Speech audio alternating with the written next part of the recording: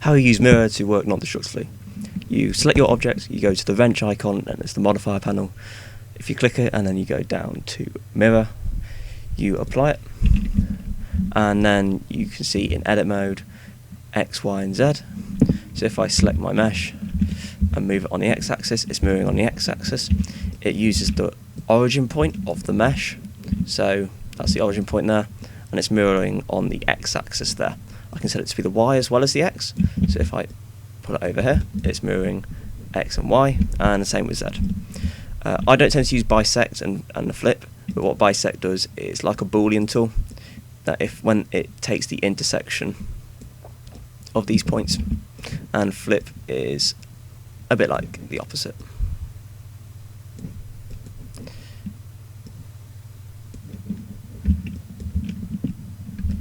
So you can use mirroring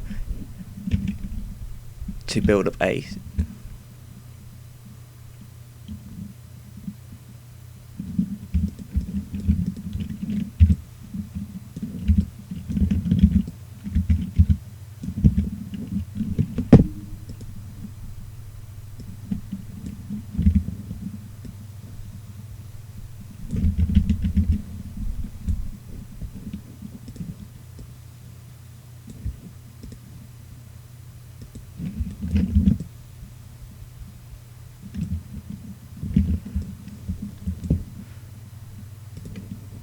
When you're using a modifier, these buttons at the top are really important. The first one is display the modifier in render, or you can set it so it uses this mode in exporting. This one is display your modifier in viewport, so whatever mode you're in, display it. This one is specifically in edit mode, so I can turn it off in edit mode, then go back to object mode and it reappears. When edit mode is on, there's this one here, which effectively lets you model as if the modifier is applied. So I can select this face here, when in reality I'm selecting that one there, or same here. This one's super useful for using things like shrink wrap. Options are fairly self-explanatory. Clipping's a good one to know, because if I have this shape here, and I want to extrude this point out, we can see it doesn't go any further than that intersection point. And now I can just delete the face, and it's joined. Merge, fairly self-explanatory. It's like a merge by distance, except it's using our model.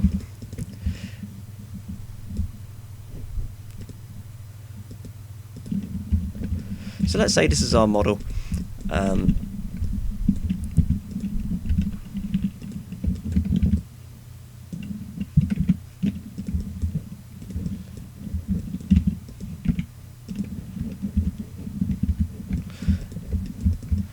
Let's say this is our model, and we have it in the center of the scene.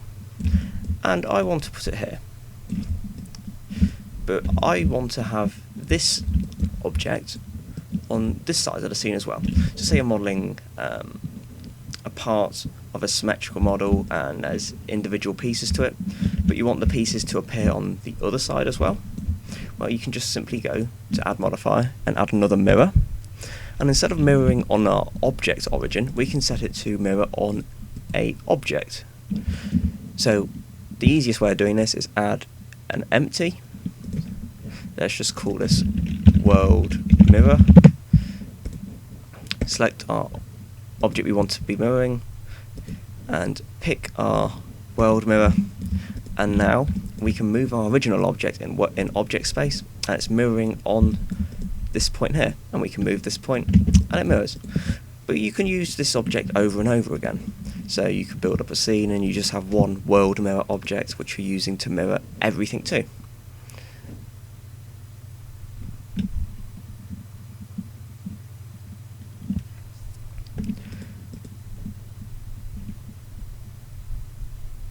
So the next modifier which is really useful in Hardsurface is the array modifier. So if we go up here, add array, and let's make sure we have this above our first mirror.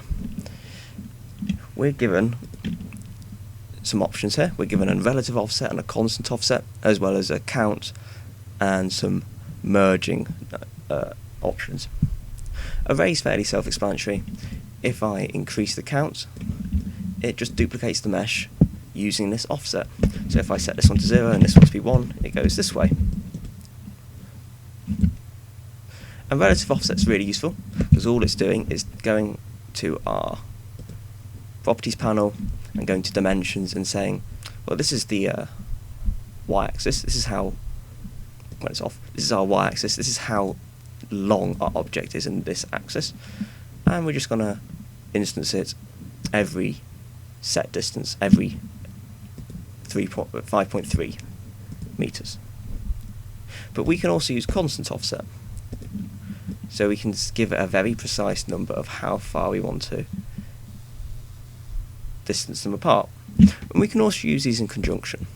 So if we set our constant offset to be 6 and our relative offset on the z to be 1, we can change the size of our model, and it's going to offset nicely. But if we then move in this distance, there is no change in our offset. So what I have actually done here is use the modifier stack. I've got a mirror, I've got an array, and then my second mirror, which I've turned off. And there we go, it's on again.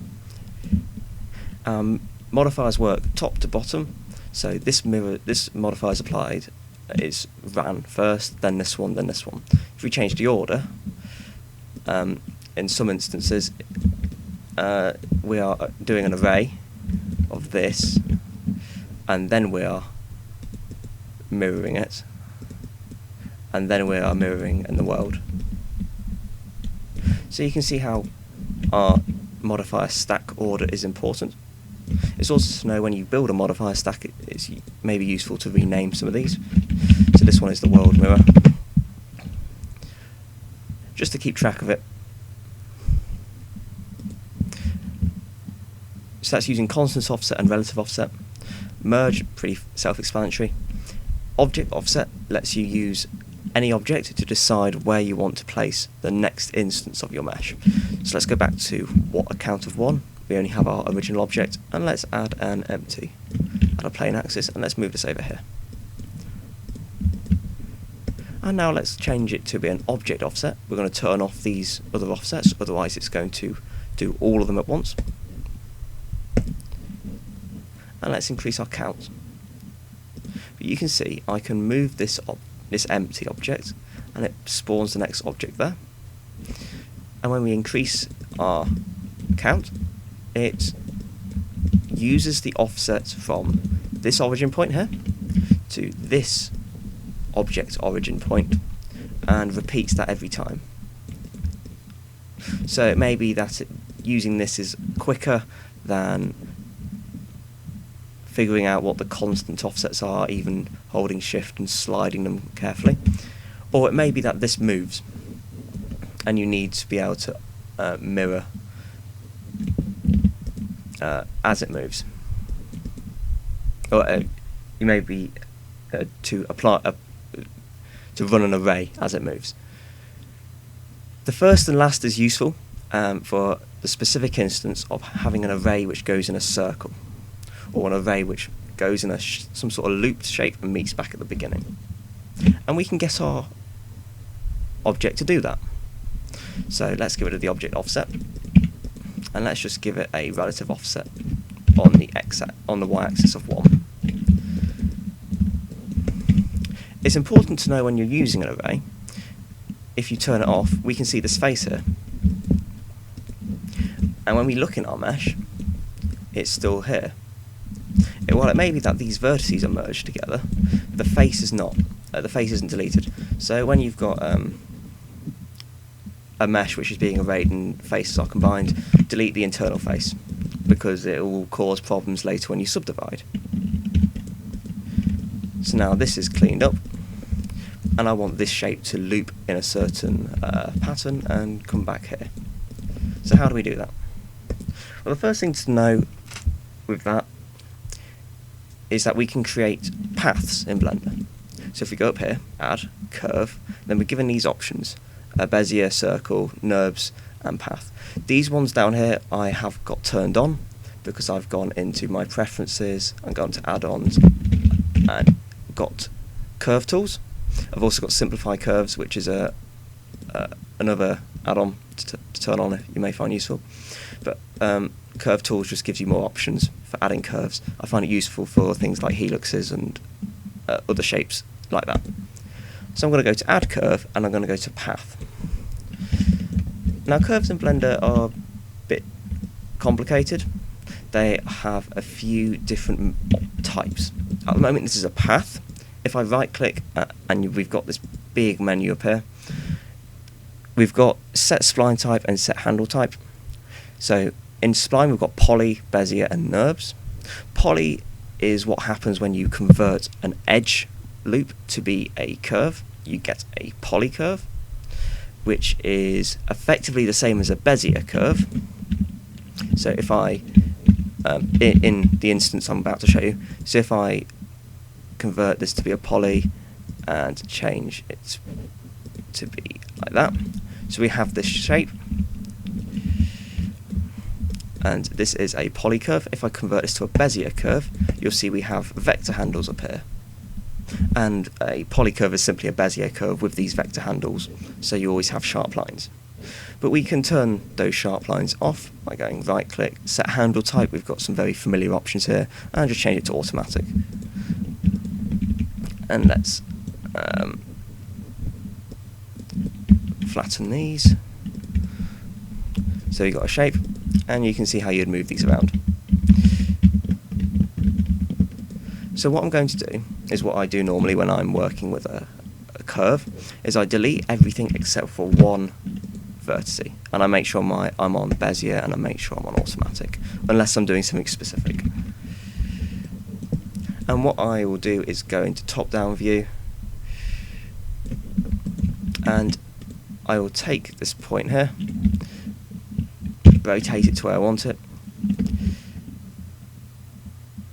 and let's just move our curve roughly where we want it to go, and let's extrude it.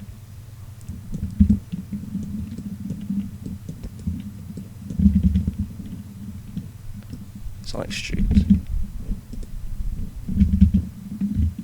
Move it to where I want it.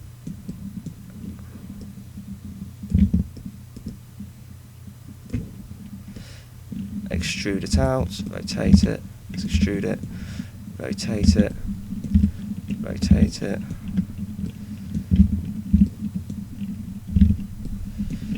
rotate it. And when you get to a point where I say I want this to join back up, if I just go right click and find the option of toggle cyclic and turn it on, and that will just link the last one to the first one. At the moment my curve isn't really curvy, so I want to fix that. I want to go to right click, handle automatic, do it for me really quickly. Then you can go in and change these vector points and be really smooth about it. So let's say this is my curve and I want this shape to follow it. So how do I do that? Well, the first thing to know is that the origin point of the curve and the object need to be in the same place, and it's really important that they are, because otherwise they're offset, in that this may be following the shape, but it may be over here, or it may be stretched in some weird axis. So for simplicity and to keep everything nice and clear, we keep the origin points exactly the same. And the way I like to do that is I take my object and say I want this to be the origin point of the curve. So all I do is make my cursor on my object. I'm using Shift X to do that. Shift X, cursor to selected, and then select my model and go object, set origin, origin to 3D cursor. So now these have exactly the same origin point. And what I do in my modifier panel with this object selected is to go to add modifier and curve. Make sure the curve is the modifier below the array, and you'll see it appears red. That's because this modifier is doing absolutely nothing at all at the moment, so it needs an object to do deform, and we select our curve.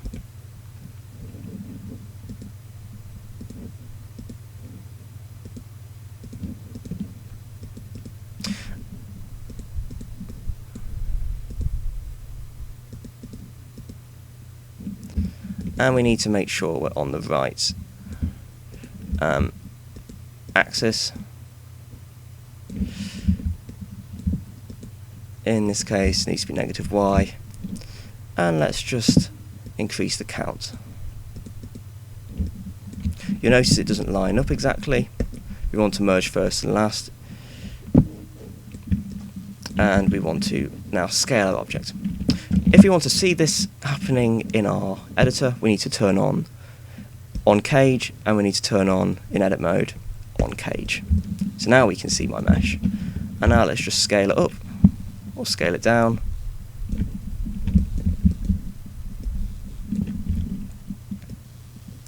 And try and get it to merge. Sometimes this distance doesn't seem to like to work, so what you can do is go to Add Modifier, Weld, and add it below the curve. And what weld does is it's effectively a merge by distance. So you can see that if I turn this on and off, it's merged those edges together, those vertices together. Distance, self-explanatory, how far to merge, and duplicate limit is how many times a vertex can be merged. So at the moment 1 is pretty normal, 0 if you need more. So that looks pretty good. So far we've got a mirror. If we toggle our modifiers on, we have this shape which we're mirroring. Now we're adding an array to make it a pattern, adding a curve to get it to fit onto a shape, add a weld to fix our join, a world mirror to get it to appear on the other side. And the great thing about this workflow is it's non-destructive. So if I go to my NURBS path again and go to edit mode, I can change the shape, and we see it warps and fits to it. You may also notice that it's not scaling to fit our pattern. We can change our array setting to be fit type to be fit curve, and that will try and change the length of it to fit the correct length of a curve. However, you run into the problem of if it's too long, it's just going to instance another one and they'll intersect. So in general, I find it easier to just do a fixed count, try and get the distance to be right, scale it if it's wrong, and work around it.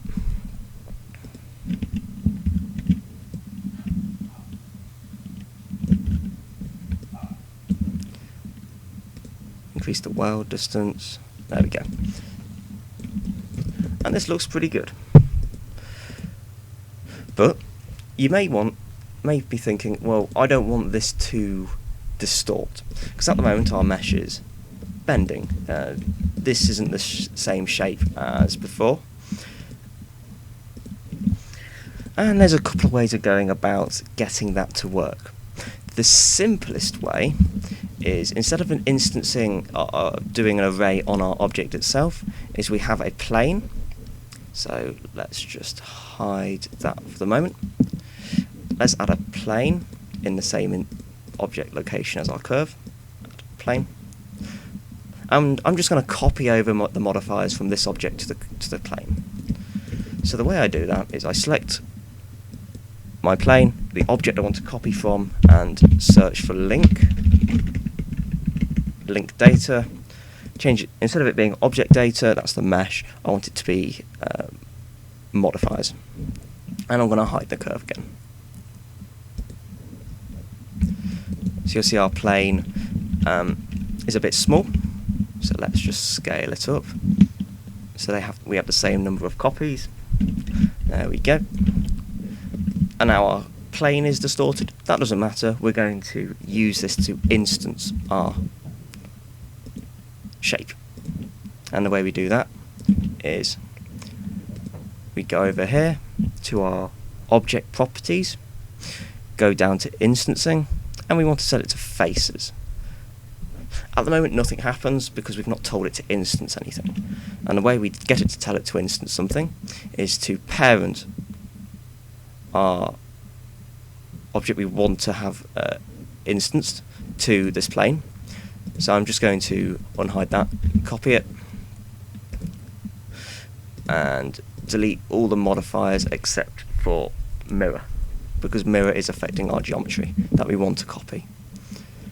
And all we do is go select this one, press P, go parent to object.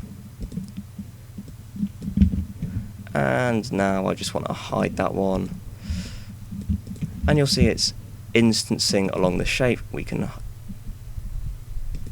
change the display for that. And you see it is instancing. There is some strange rotation. There is some strange intersection. That's because they're not being warped to fit each other. They're just being simply instanced on the angle of the face.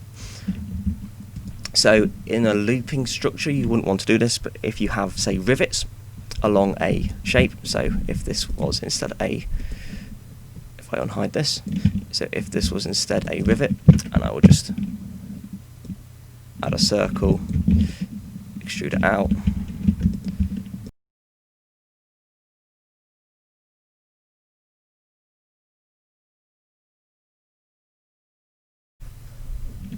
select this ring and grid fillet, and just select this point, turn that on, pull it up.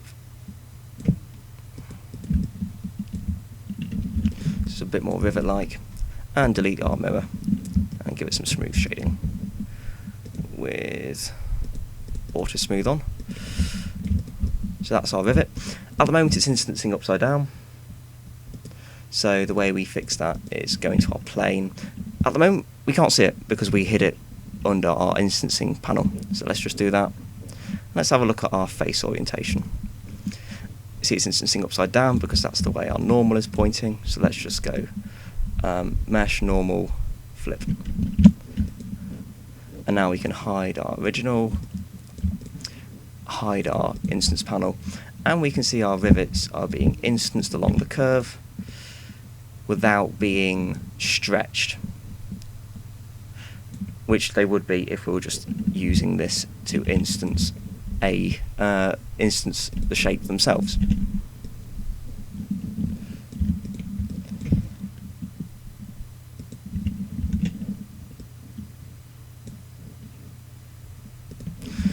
I said there was two ways of doing this sort of thing, and the other way is to use a thing called corrective smoothing. So let's just turn our cube on, select it, and what we want to do is go to add modifier, smooth corrective, and just take this all the way up to be underneath the curve. I'm going to hide the curve and go to bind coordinates, press bind, turn the curve back on, and you'll see our shape is trying to be fixed. Increase our factor to 1 and change to repeat before it starts distorting too much. And what corrective smoothing does, and what it's meant to be used for, is for things like armatures. So if you've got bones deforming a shape, corrective smoothing tries to undo any sort of creasing which is occurring unnaturally. But in this instance what we're doing is taking our original mesh and saying this is the correct shape, and that's what the bind was. And the reason we hid the curve is because this is our mesh in its entirety without any distortion applied to it. So if we bind that, instead of being original coordinates, we're binding to our arrayed, because that's the mesh effectively that we're then distorting.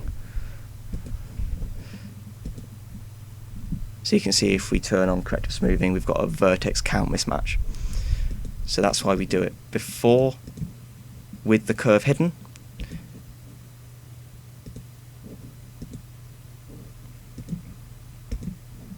Now we turn it back on and maybe decrease our count by 1.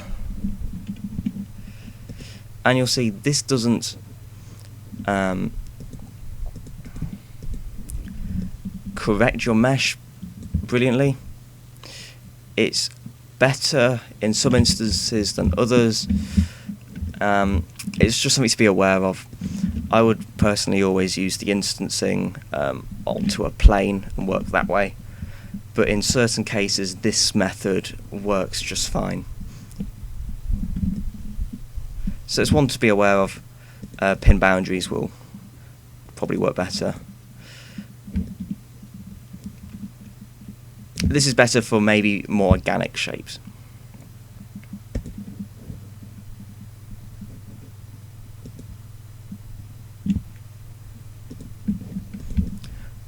Another modifier which which is good to use is shrink wrap and subdivision. The next obvious modifier to use would be subdivision. So if we select our parented object and go to Add Modifier and Subdivision Surface and look in Wireframe, turn off Optimal Display, we can see our mesh is being subdivided. We can change our viewport and increase the number, and we can see how the subdivision works. It's important to know when you subdivide in Blender, the result is actually a really tiny bit different to how Maya subdivides or how ZBrush subdivides, and that's because of the subdivision method that is used. So here's a post on the dev talk on Blender, looking at how there's a slight difference between Blender and Maya, and you can see there is a really tiny difference. The number of faces is exactly the same, but there's a difference in the smoothing, and this is the response from one of the developers explaining the difference.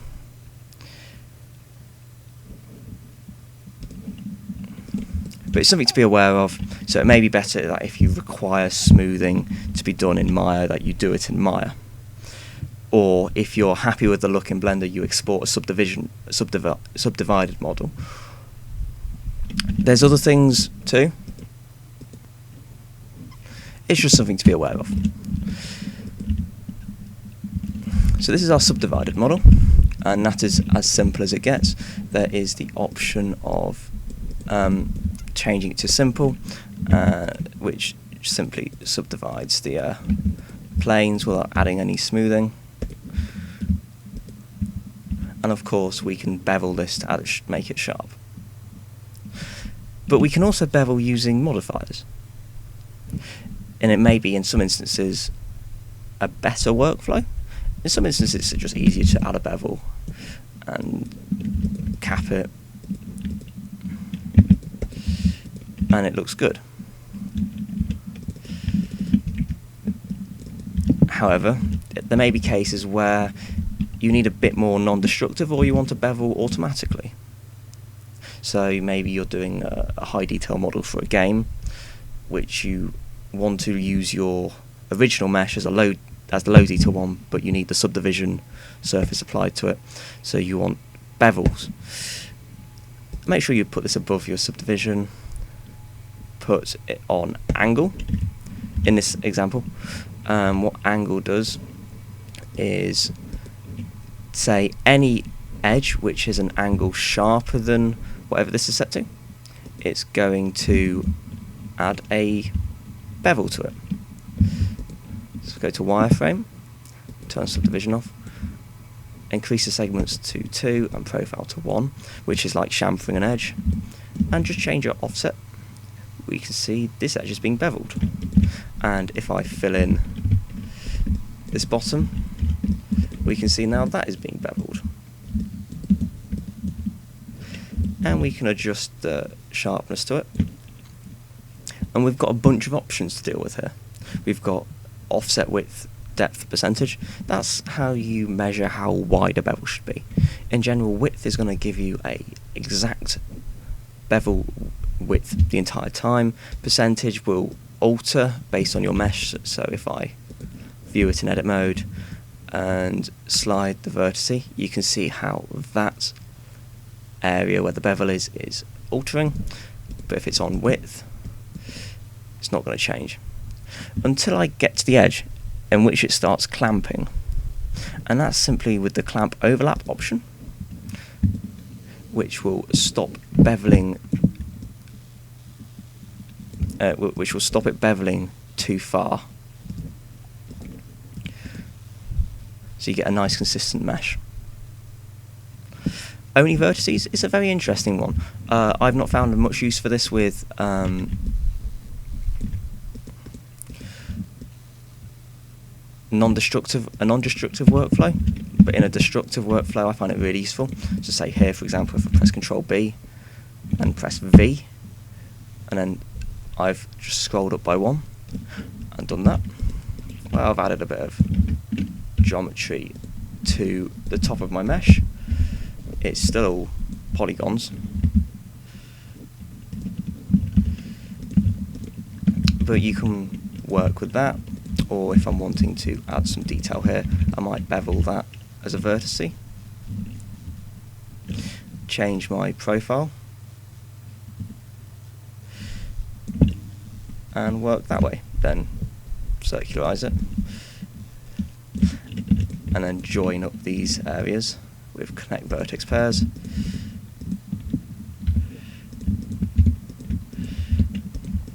And I very quickly added that shape.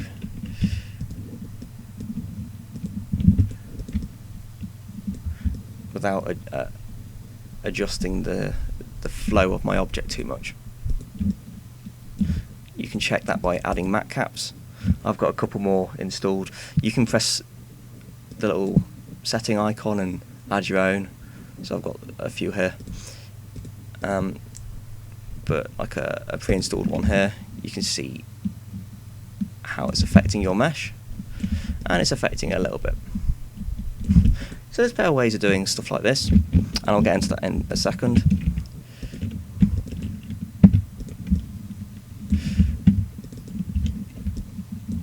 But first, back to beveling. So this is the simplest case of adding a bevel weight, of adding a bevel to the mesh. There's other ways of doing it. There's weight and vertex group. And weight isn't to do with vertex group weight. It's to do with a specific sort of mark you can put on a mesh. It's adding a bevel weight. Now this is different to a vertex group weight, because it's actually a specific mark you can put on a mesh. So I'm just going to select this edge here that goes all the way around, and I want this to be beveled. So what I do is, in edge mode, I right click and go to edge bevel weight, and you'll see as I slide it, a bevel appears, but also this mark appears. If you slide all the way over and then click, you have a factor of 1. It's important to know your factor changes how much bevel is going to occur. A factor of 1 is going to mean the full width is going to be applied. So in general, it's better to keep a factor of 1 consistently across the mesh, so you can adjust the width exactly all the time. But in some instances, maybe I want this area to be half as beveled. So the easiest way of doing it is, instead of trying to slide it, is to go over here, open this menu, click on item, and you see edge data. There's a mean bevel weight. I'm just going to put that down to 0.5. And you'll see right there it is beveling slightly less, and I can still decrease that up and down, and it bevels less and more.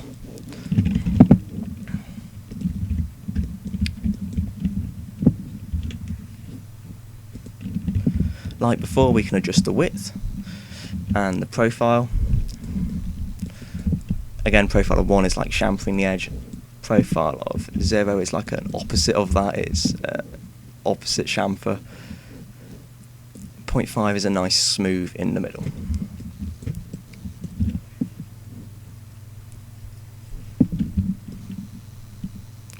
So let's leave it there. The next thing to notice will be mitre types. If you change them, nothing seems to happen, and that's because of our where it's being beveled. So if I select this area here, fill it, and just select these as well, and extrude up, not on individual.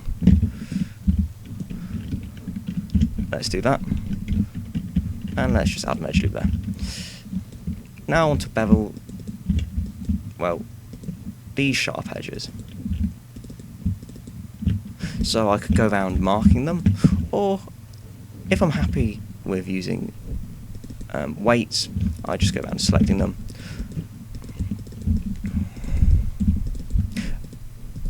Maybe a quicker way of doing this is to go to select sharp edges, 30 degrees. This is exactly the same as using angle, but then we have the control of saying I actually don't want this one to be selected. If I view it in the right mode.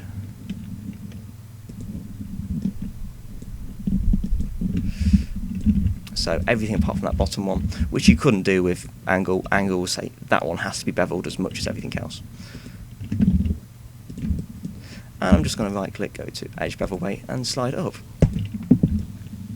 And what you'll notice is on this sort of corner we have a polygon, but it's stretched. If it subdivides, it's not subdividing nicely really.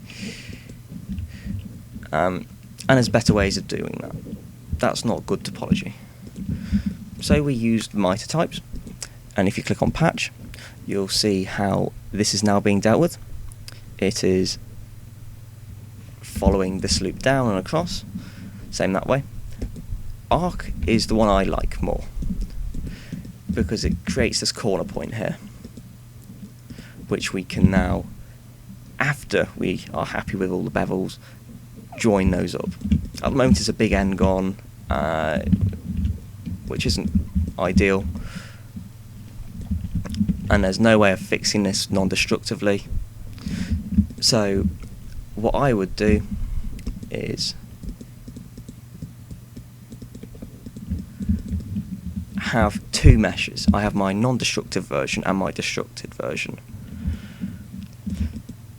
So let's say I'm happy with that bevel, that subdivision, so I just duplicate it. And I'm going to put it over here. At the moment this is still parented, so I'm just going to clear the parent. And I'm going to apply this bevel. And like you've seen before, I just select these edges, connect vertex pairs, go around repeating that, and spend a bit of time making sure this is all correct. We can get rid of these bevel weights, so select it all, slide the bevel weight down to 0, it's nicer to look at now, and turn our subdivision on. And you'll see these are exactly the same, except this one has the corrected topology of that edge being joined up, and this non-destructive one doesn't.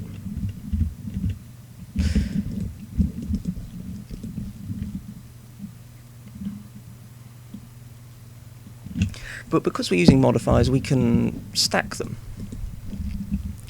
So let's say I want to extrude this edge out. Let's do it this way.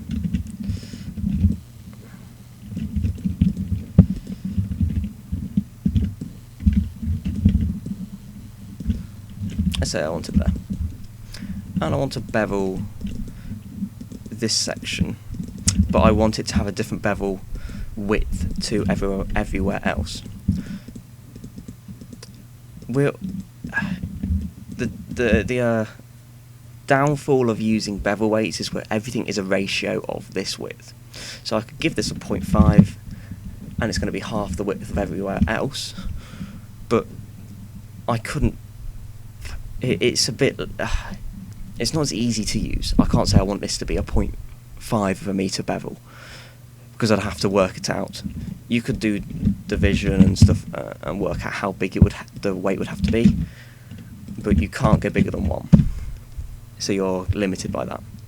So the way I would do it is, if I'm dealing with lots of different bevel widths, is simply to use vertex groups, but that comes with its own downfalls. But vertex groups are something which modifiers really like to use. They let us pick where we want modifiers to be applied or where we don't want them to be applied.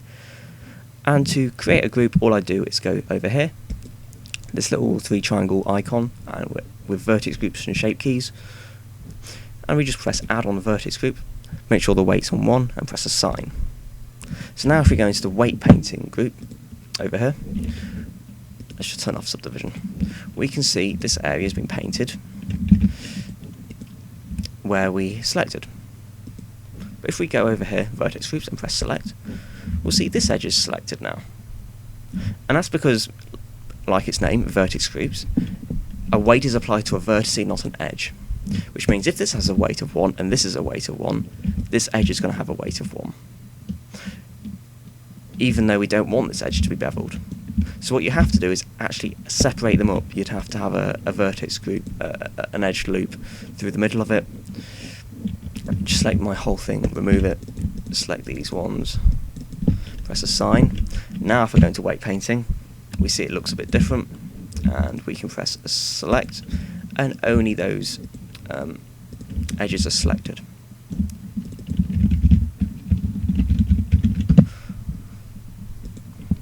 And just to get this to work, we just go to add modifier bevel, make sure it's above the subdivision, go to vertex groups, make it bev group 1, and adjust our size, and now we've beveled that non-destructively. There's something, some other things really useful about Blender's bevel.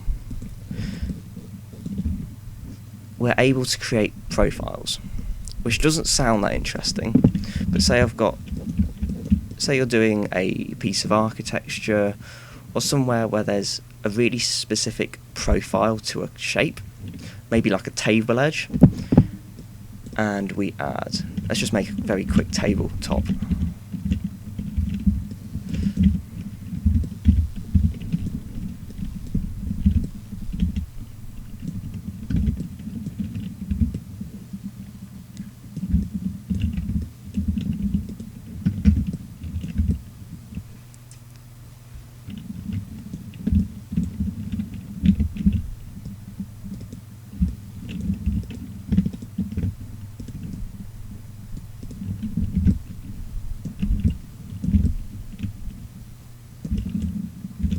Let's say this is a table, even though it doesn't really look like one.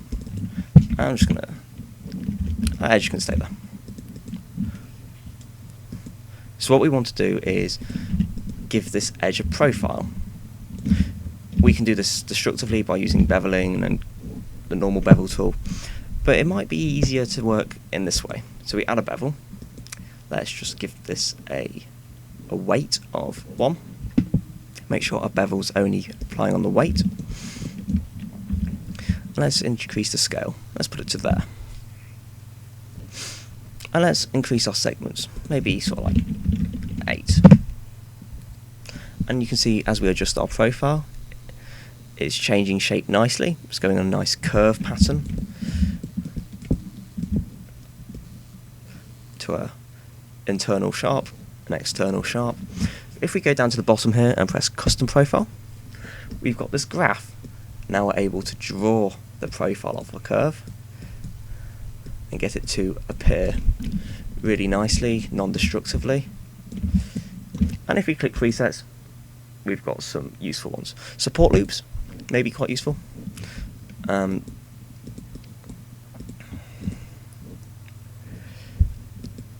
opposed to just using a profile of 1, we use the preset. But the other useful ones are these mouldings. As we increase the number, you can see how the shapes are being applied.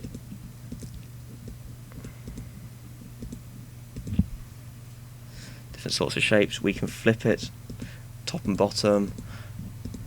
And there's also steps, which are kind of interesting.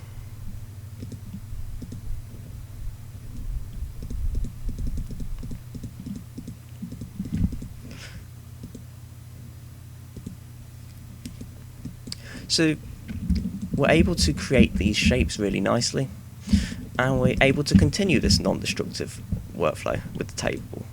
So at the moment we've got a bevel which is dealing with that shape. But at the moment this edge is not being beveled, these bottom edges are not being beveled, in there is not beveled.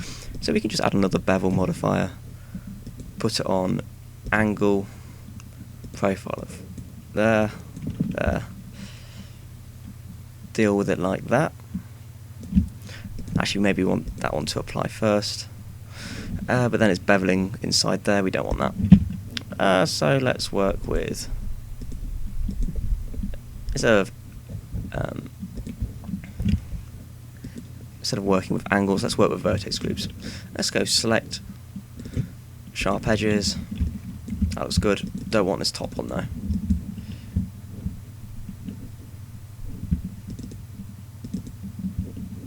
And this is a bit tricky to see. Well, it is. Also, don't want those selected in there.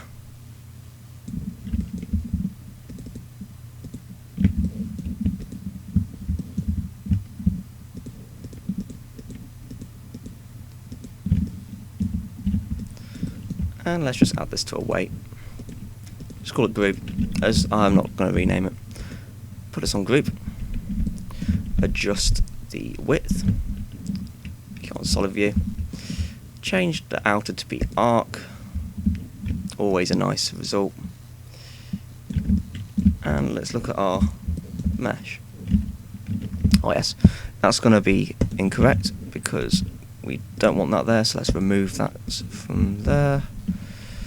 Just by pressing the remove button, I've removed that bevel which is going vertically up here. Not entirely sure what that is.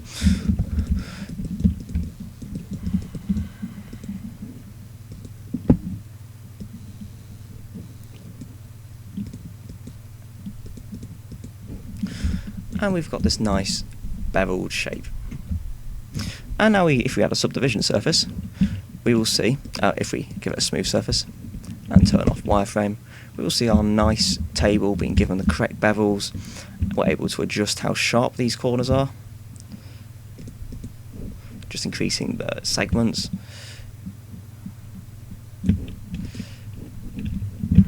Wireframe, turn off optimal display. We can see the exact look of our model. Maybe let's give this the support loops profile.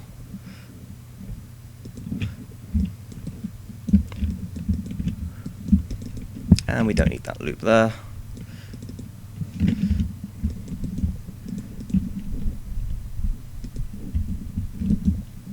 So what are the problems with this?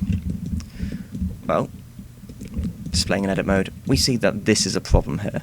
It's not beveling that correctly. And we sort of need it to. We could get around this by adding our own loop here, and then making sure that's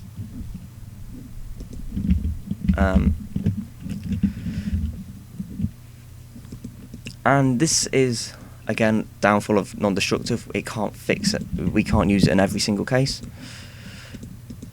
But like before, what I would do is duplicate this. In general, it's nicer to have a scene called destructive and one called non-destructive. So let's just put everything else in there, apart from the camera, into a group called non-destruct. And now I can hide those. And I can unhide them when I want to get them back. So, because this is in our destructive panel, let's just apply these bevels. Because we're taking them as done. And actually, this is symmetrical. I might as well delete this and this. Add a mirror. Mirror on all sides.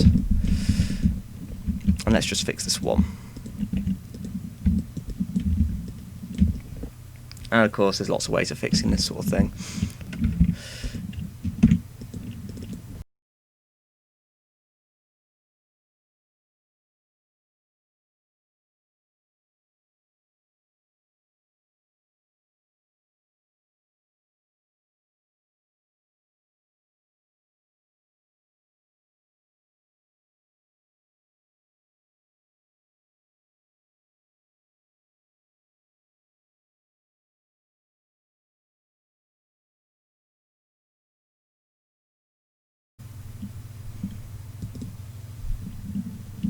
Let's put that there.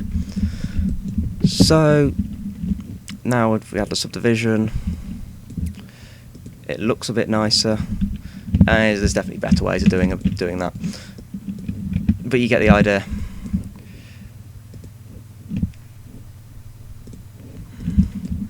But importantly, the shape is being held. We've got a nice bevel on our table. A while ago, I made an add-on to make working with lattices a bit easier. In Blender, lattices are not an easy tool to use because of how they work. So what you had to do originally was go to Add, Lattice, and let's put that on that ear, move it back, scale it how you want it, and let's put it there.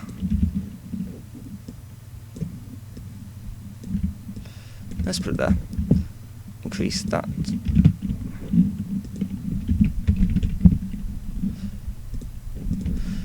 Something like that. And what you do is you go to your modifiers, add modifier, go to lattice, select the lattice,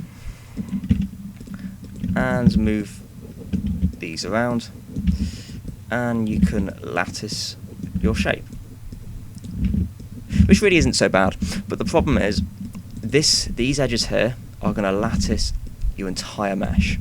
The way lattices work is they're going to affect everything. They affect the area they're on directly first, but these edge cases here, say I wanted to bring this ear up a bit more, I couldn't use that one, I'd have to use this, and you're a bit limited because it's editing the mesh. So the way you'd get around that is by using a vertex group. And of course you'd have to go into vertex group, select the vertices you want to be affected by your lattice, and work from that. So I made a lattice tool which works quicker, just an easier tool to work with, and all you do is select the vertices that you want. So let's just select the ones which are useful.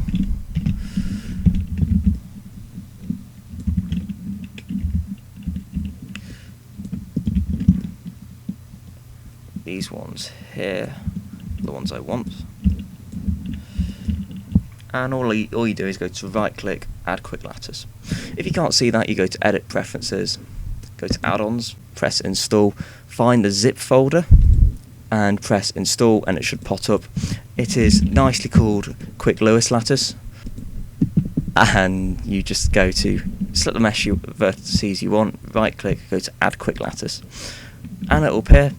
The offset may be strange, the rotation may be strange. It tries to fit it to the mesh. It's using a really, really basic system of trying to fit this cube to a mesh.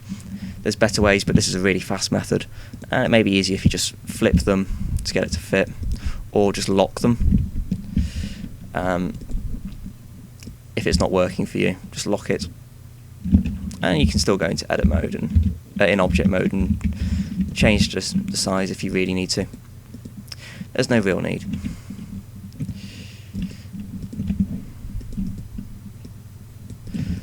So all you do, right click, add quick lattice, and you've got a few tools here. We could set these all to be 6. 3 in general is going to be fine here. We can give it a name, because if we're working non-destructively, we may want to name these quickly. So let's just call this ear left. Padding scale just adjusts the size of it, and rotation just locks them. Flip lets you edit it. So in this case, this will work better if the Y is flipped. Increase the padding a little bit. And you'll notice on the collections, we've got a lattice collection underscore the name of our object and the name we just gave it. But in our object as well, we've got our lattice is named, the vertex group's named, so it's nicely organised. So now we can change the shape, we can adjust our selected object really quickly, we can still adjust the resolution of our lattice, and we're able to change the shape really quickly.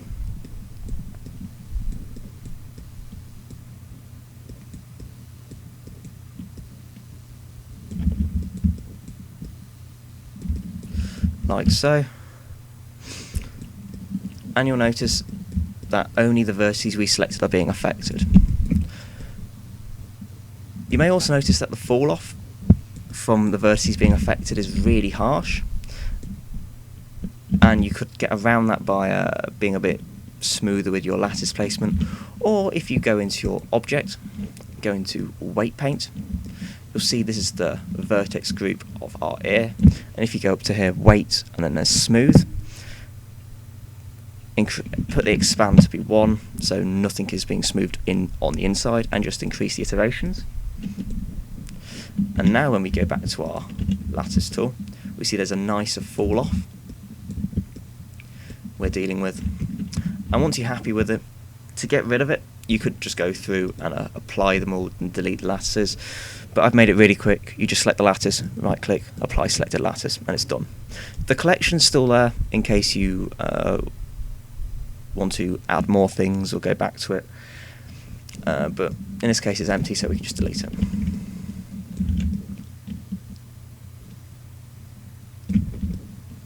So that's how you use the lattice tool.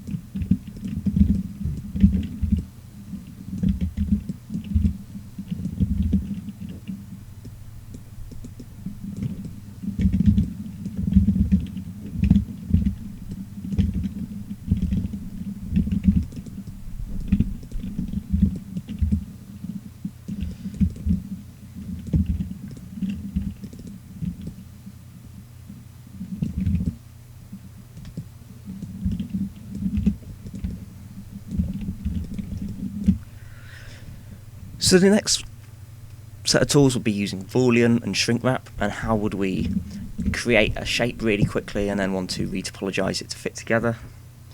There's a few things that can be done. So the first thing we should do is add another shape to fit onto this.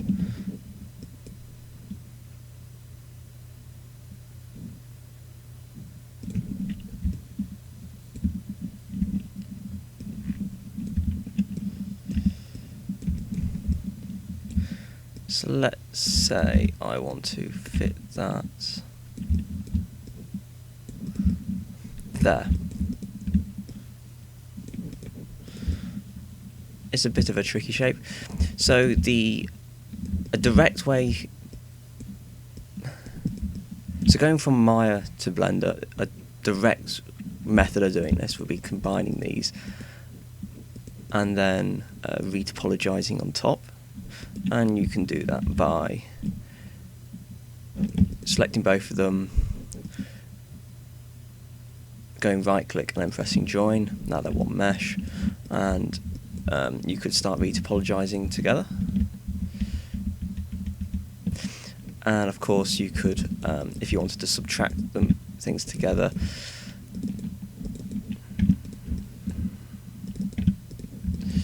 you could use booleans. So you select the mesh we want to Boolean, we go down to add modifier Boolean, select the other mesh. It doesn't seem like it's doing anything. If you go into X-ray, you can see that it is being cut. But to make it easier to look at, sometimes it's easier to go to Object Properties, and I've got this T piece selected. Go to Visibility, Viewport Display, and click Display as Wire. So now we can move this around.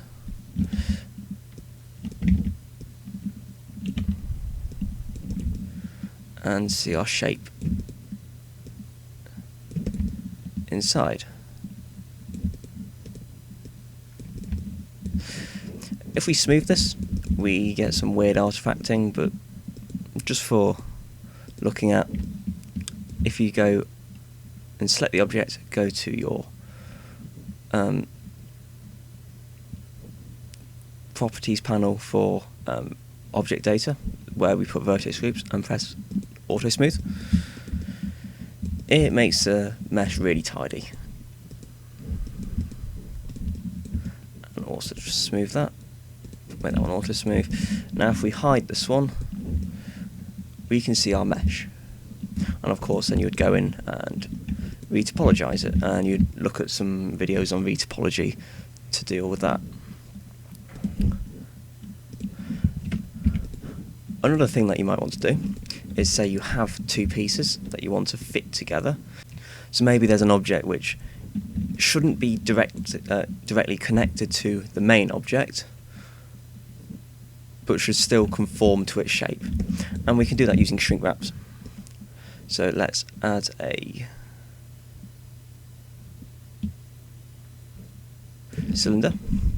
Actually, let's add the pipe T-piece.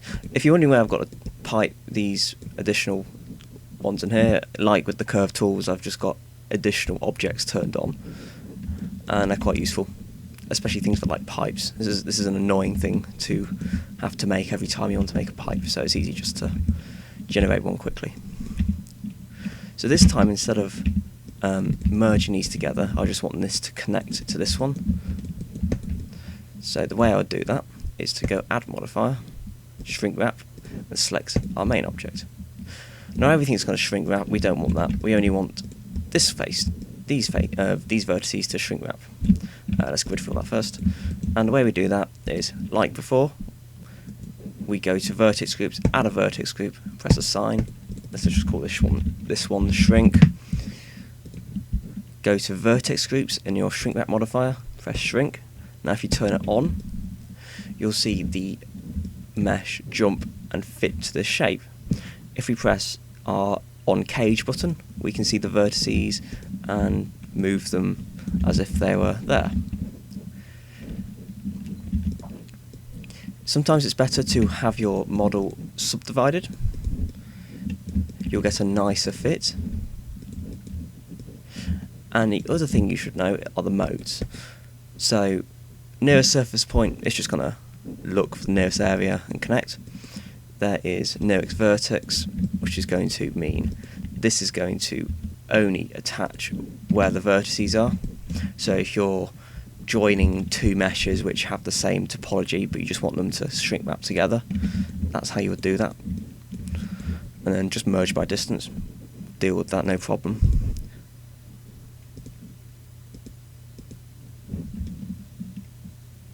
Like that, you could join those together quite nicely.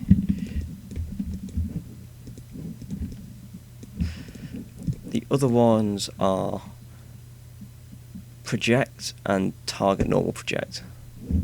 Target normal project is quite a good one. There's very rarely any problems with it. The other one is simply project, and you can pick an axis it's going to project on, which direction it's going to project. So if you've got a plane and you only want to project in one axis, you can set it up to do that, and there's additional options for shrink wrapping. So I'm going to go target normal. And there's also on surface inside, all those sort of stuff. They make a little bit of a difference. On surface is generally completely fine, I find. So we do that. Make sure that's about right. And now let's say I want to apply this. We can still apply this, but have it non-destructive, in that there's this copy button here. So if you press copy, we now have two shrink wraps, and if we apply the first one and we hide our new shrink wrap, we have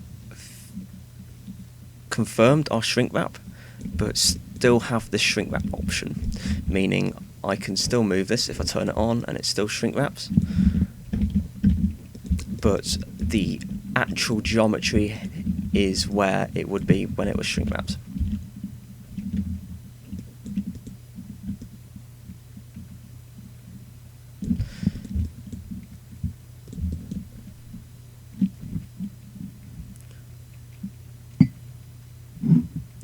Similarly, if you're modelling something like a car and you want to conform to a shape, you would use shrink wrap to have a base mesh and fit your high detail retopologized mesh on top, so you keep the nice flowing curves, and the shrink wrap modifier works great for that. Additional with the vertex group.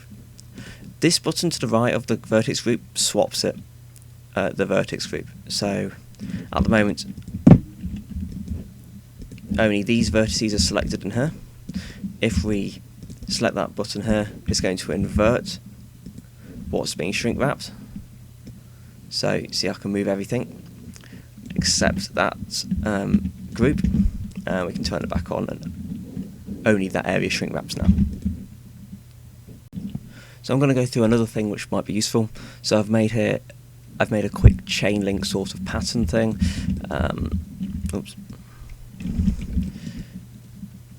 Which is a repeating pattern. To do that, I've got two arrays with a relative offset. This is highlighted because I've done something called drivers. I'll explain those quite quickly. A driver is a way of copying one value from one place to another value, copying one value from one place to another, but with the ability of multiplying, dividing, performing any sort of operation you want on it to get a new one. So to do that, it's really simple. Is you right click on it, and you've got your keyframing tools, but down here there's copy data path and copy as new driver. We want this one, copy as new driver. Nothing seems to change, so we go down here, we right click, and we go paste driver. And you see it highlights, and as I move this value, the other value changes. So I can very quickly adjust how large my chain link scaling is.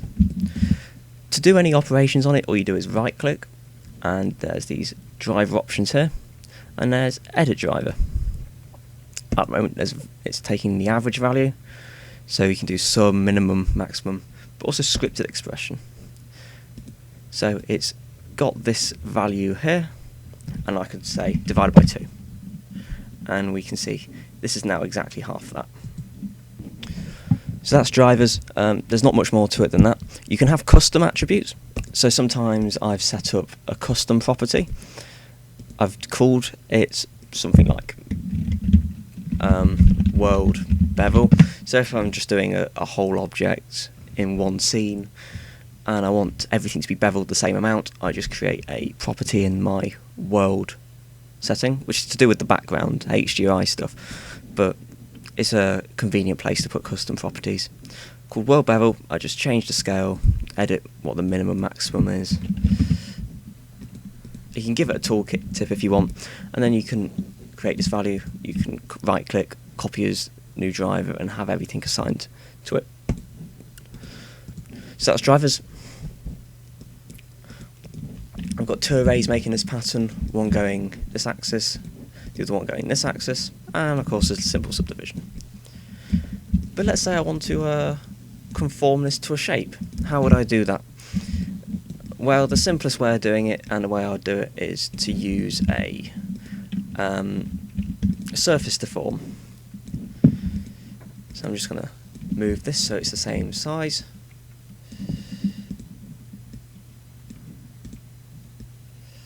That'll do.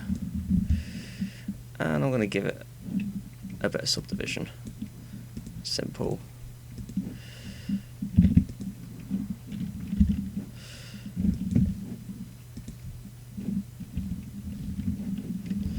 Turn off optimal display.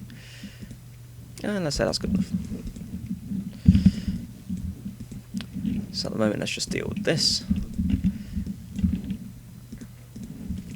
So how do I get this to control the shape of this? Well, you could use a lattice to deform this, but generally a An easier way of doing that is to use surface to form, and like before, just go to add modifier, surface to form.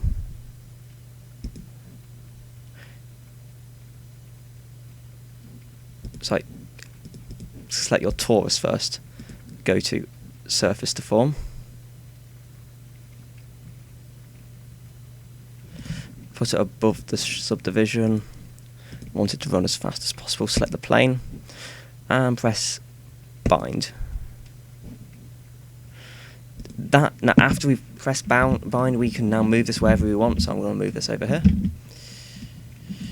And now if I edit this, we'll see our chain deforming. Up here, like move up and down like that. And it's a really easy way of changing the shape of a patterned surface, which is complicated, without much issue. The other thing is, we can now add, say, a cloth simulation to this. Instead of simulating all of that, we could really quickly put this over a piece of our model, cloth sim it, apply it, and it's baked into place.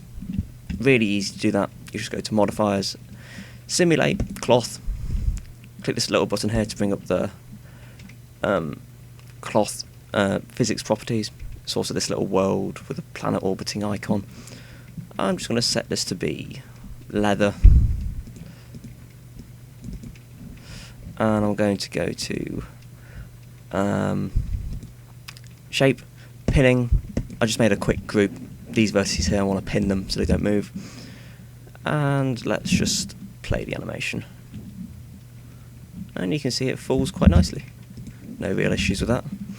I will actually flatten that first.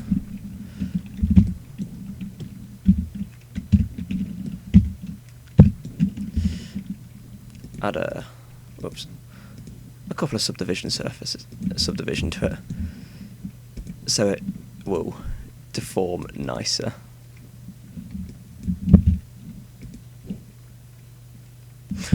Something to note, when you add subdivision, you're going to break this surface to form. Like with the corrective smoothing, you need to bind it. So let's just go back to the start, unbind it and bind it again. Because we added subdivision, the number of vertices no longer match. So now that will deform really nicely, and let's add something for it to collide with. Let's add Suzanne. Put her there.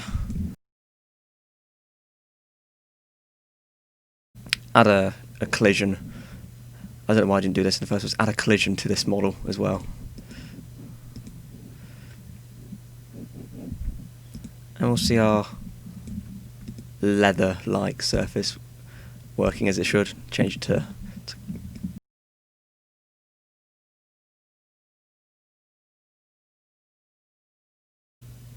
something to bear in mind. Silly mistake. When you bind, you need to have the mesh overlapping. I forgot to do that. So when you bind, make sure your meshes are overlapping in the correct place, and once they're bound, then you can move it, because the vertices are deforming correctly. So there we go. We've got our chain link deforming correctly around our shape without the need of having to simulate this in a really complicated way. And then we can subdivide after it. It'll run a lot slower running with the subdivision. But I think it's a really useful tool to know and know how to use.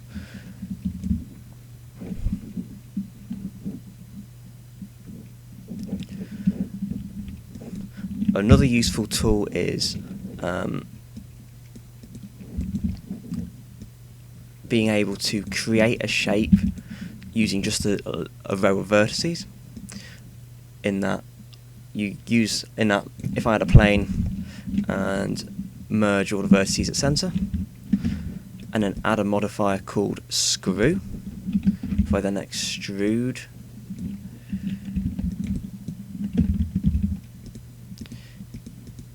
a shape here, and let's just make sure we keep everything on a nice flat surface.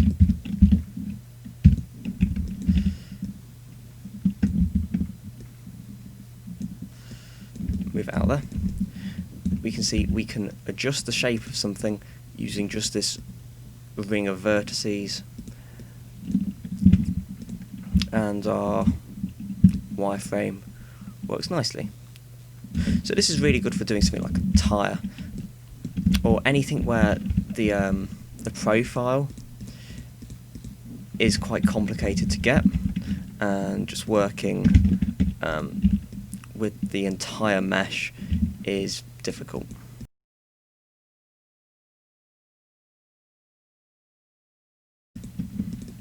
And it's a really nice tool, and something to consider is the ability to be able to twist the shape. So you could do a lot with something like this if your mesh happen to need a shape in which it is twisted, but be able to work quickly and deal with it non-destructively.